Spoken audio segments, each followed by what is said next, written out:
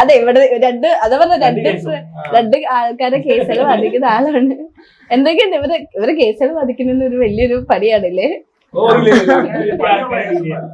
സിംഹ കേസാണ്. അത് ഒന്നും സംസാരിക്കാൻ അവസരം കൊടുക്കുമല്ലേ? അല്ല, ഒരാളതെന്ന് വെച്ചിട്ടുണ്ടെങ്കിൽ IT ആയിരുന്നു സെക്ഷൻ വരുന്നത്.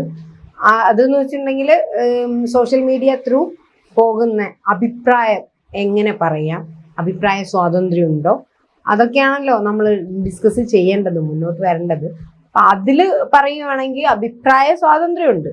സ്വാതന്ത്ര്യം മറ്റുള്ളവന്റെ മൂക്കിന്റെ തുമ്പിൽ തൊടുന്ന വരെയുള്ളൂ എന്നുള്ളത് ആണ് നിയമം പറയുന്നത്. അപ്പൊ അത് എത്രത്തോളം പോയി എന്നുള്ളത് പറയേണ്ടത് എവിഡൻസ് ആയിരുന്നു. എവിഡൻസ് ലാക്ക് ആയിരുന്നു. സോ ഒരു ദിവസം ലോക്കപ്പിൽ ഇടാൻ മാത്രമേ പറ്റിയുള്ളൂ എന്നുള്ള ഒരു വിഷമം ഉണ്ടായിരിക്കും. അതിന് കൂടുതലായിട്ട് ഒന്നും തൊടാൻ പോലും പറ്റിയില്ല അല്ലേ? ഇല്ല, എവിഡൻസ് ആണല്ലോ നിയമത്തിന് വേണ്ടത്. എവിഡൻസിന്റെ അഭാവമുള്ള എല്ലാ കേസൊന്നും അതേപോലെയാണ് ഇവിടെ.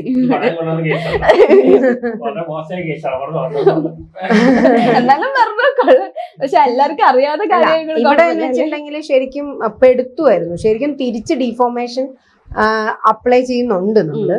അതെങ്ങനെയാന്ന് വെച്ചിട്ടുണ്ടെങ്കിൽ ശരിക്കും ചീറ്റിംഗ് ആണ് നടക്കുന്നത്.